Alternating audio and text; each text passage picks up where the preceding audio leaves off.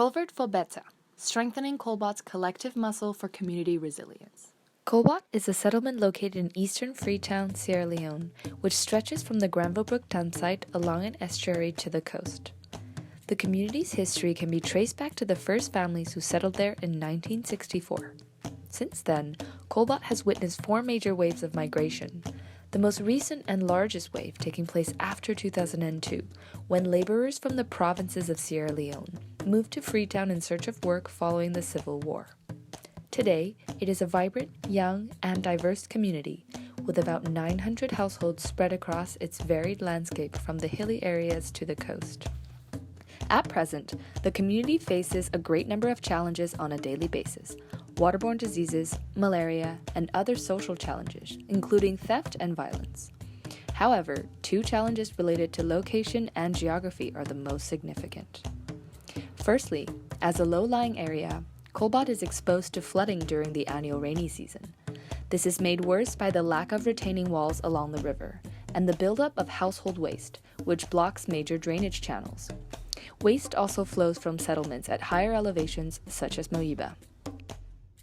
As a result, flood impacts have grown in severity over the years. The most intense flooding episode took place in 2015, which affected over 7,000 individuals and caused mass displacement and the temporary relocation of 473 affected persons. Secondly, the Granville Brook dump site, one of Freetown's 2 major landfills, is located at the entrance of Colbot. Created in 1986, this dump site is currently over capacity and expanding into residential land. After the 2015 flood disaster, DFID and the Freetown City Council began working on a process to relocate the landfill. However, it is uncertain when this will occur. In the meantime, the site continues to pose severe health and safety risks to the community. The community's growing need for stronger social networks and financial support in response to accumulating risks is shown by the increasing number of community-based organizations.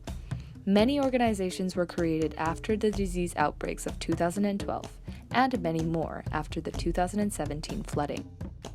The citywide Transform Freetown plan, launched this January under the current Aki Sawyer administration, which is in effect until 2022, aims to build resilience against these risks by strengthening community-level governance and resource mobilization. The City Council recognizes that all actors have a role to play in this plan.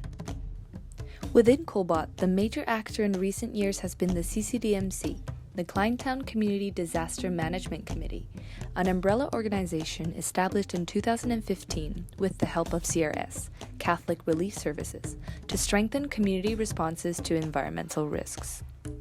The 2 major achievements of the CCDMC for Colbot's risk response were the zonal division of the community and the drainage project of 2017.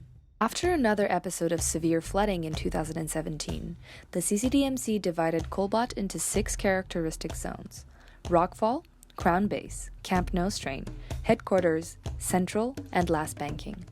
This system is a way to coordinate local rescue and response efforts to allow for a quick identification of flood-affected persons for external aid agencies. For example, during the 2017 fire outbreak in Zone 3, people and resources were mobilized from across other zones and directed to the most affected. 2 areas are particularly flood vulnerable: Zones 3 and 6 on the coast, where the majority of land is reclaimed through banking, and Zones 1 and 4 next to the dump site.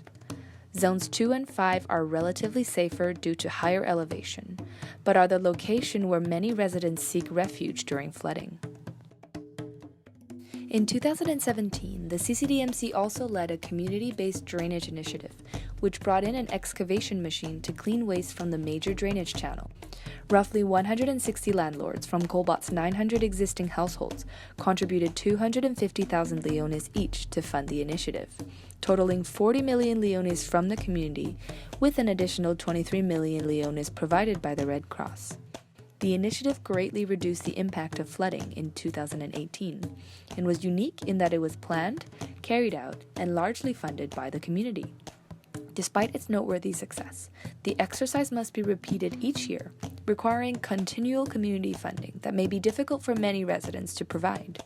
In addition, The majority of tenants in Colbot are reluctant to give money due to their temporary residency or insecure tenure status. As a result, many residents say they do not have a plan for this coming rainy season.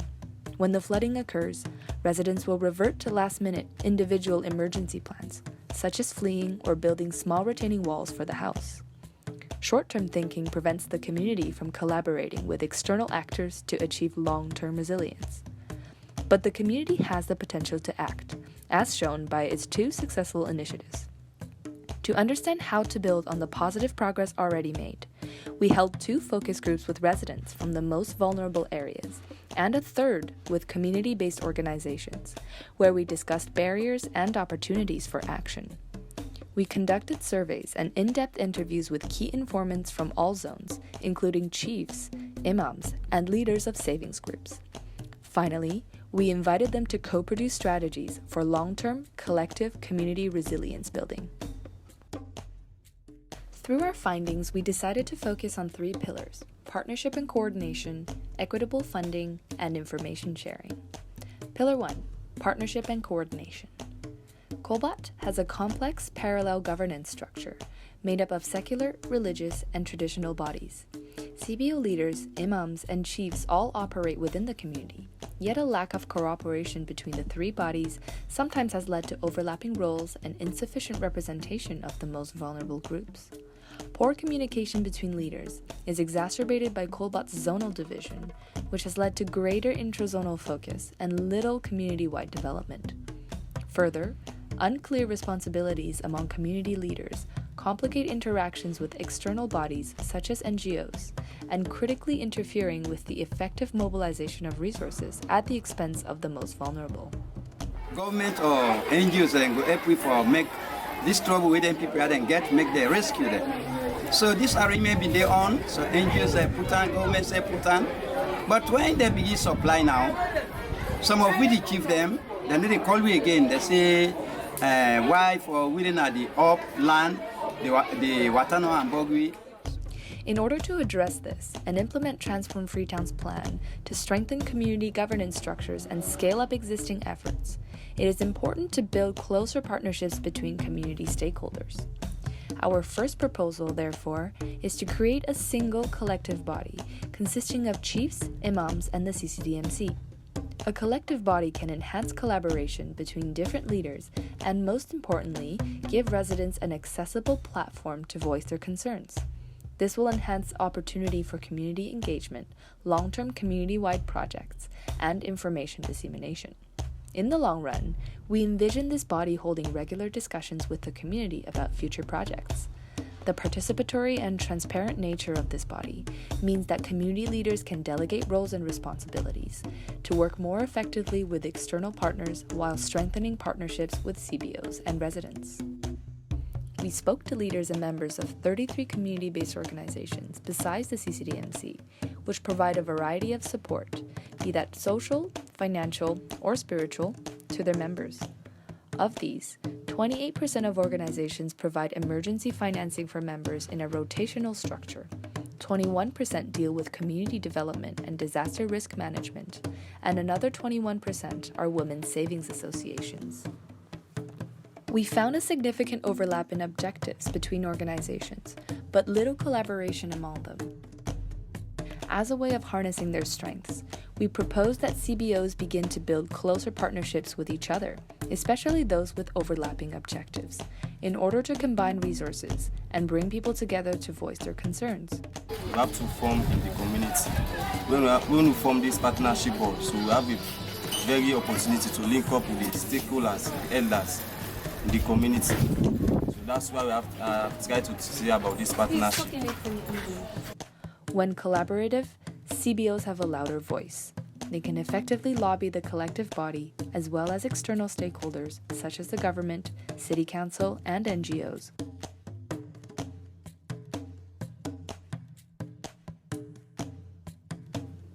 Pillar 2, equitable funding.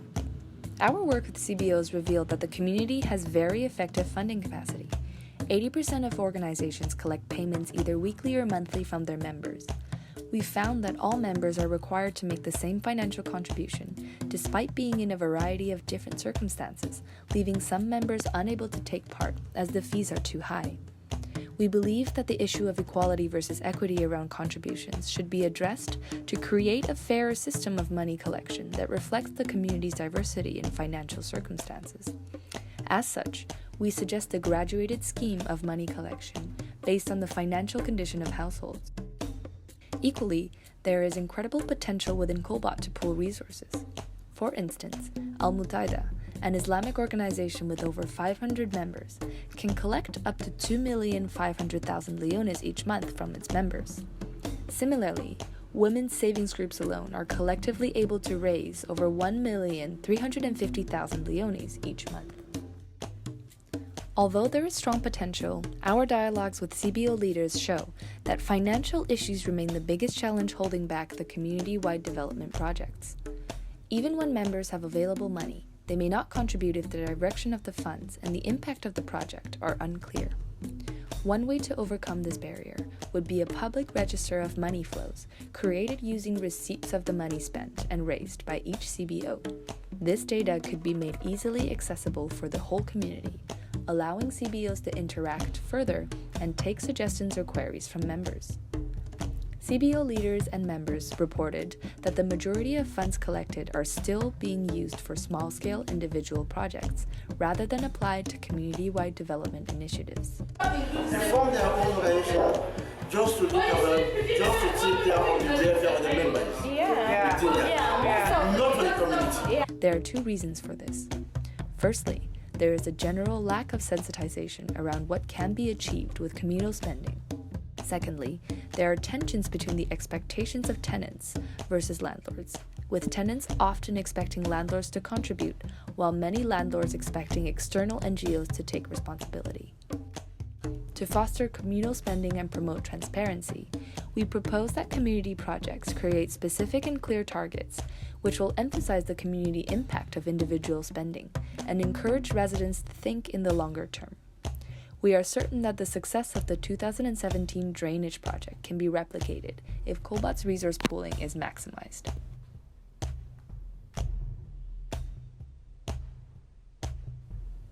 Pillar 3. Information sharing. We believe that information is power. Shifting residents' mindsets from their current reliance on external actors is a crucial step in empowering the community and demonstrating its existing resources and capacities. Colbot's community-level groups can perform 4 main tasks to produce an accurate, up-to-date picture of the settlement. 1. Facilitating participatory risk mapping across all zones so residents themselves can identify the most at-risk households in vulnerable areas. There is currently an ongoing relocation process of residents in flood-prone areas that started in 2015. When the government came in to assess residents' eligibility for relocation, they were not cooperative or fair, and selected residents were not necessarily the most in need. The risk mapping is intended both to inform the community and to identify entry points for external bodies to direct resources in a more inclusive way. 2. Conducting an enumeration of household income levels and ownership status. The data can inform more equitable funding in community projects, accounting for residents' ability or inability to pay. It can also produce data on the distribution of tenants and landlords. 3. Building an open register of CBOs across all zones, which includes where they operate, membership structure, and funding methods. This centralized database will facilitate partnership building between CBOs, encourage more active engagement, and make it easier to mobilize the community when working with external organizations in the future. 4. Building an open register of individual skills and capacities in the community. This could empower individuals, increase knowledge and skill sharing between residents, and has the potential to boost Colbot's local economy. Enumeration and data collection are key initiatives proposed by the Transform Freetown Plan, and the information Colbot produces will complement the city's zone-by-zone analysis already carried out by the City Council. We envision that the data collected could be stored and made accessible at Colbot's Information Center, which is currently being built. This provides a physical space where information and resource sharing can take place, as well as a point of contact for the community and external actors, allowing people and organizations to connect and form partnerships.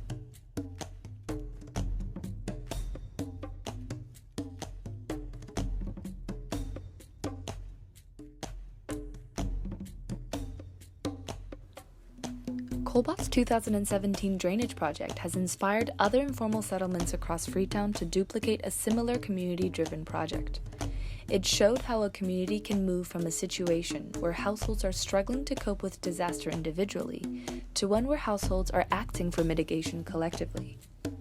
The co-produced strategy we presented in this video, based on the core pillars of partnership and coordination, equitable funding, and information sharing, should encourage similar projects in the future. These pillars allow Colbot to work more closely with the ongoing Transform Freetown initiatives and emphasize the role this community can play in improving not only their own settlement, but also the wider city as a whole. Like a muscle, Colbot's collective response to risk will grow stronger with every use. 1 year strategy should build upon the previous year's successes, and so on and so forth, until the community can achieve a self-sustaining method. The successful achievement of Transform Freetown requires everyone to play an active role in building resilience, whether they reside in informal or formal parts of the city. But for the process to be truly equitable, all actors need to feel empowered. While external stakeholders continue to play a vital role in financing community development, we believe that a strong Colbot is in the best position to lobby for external resources, identify entry points for external NGOs, and work alongside the City Council. Together, they can establish a vision for the community that recognizes the needs and rights of all its diverse residents. In the journey to resilience, Demden Deba Forso. One voice is power.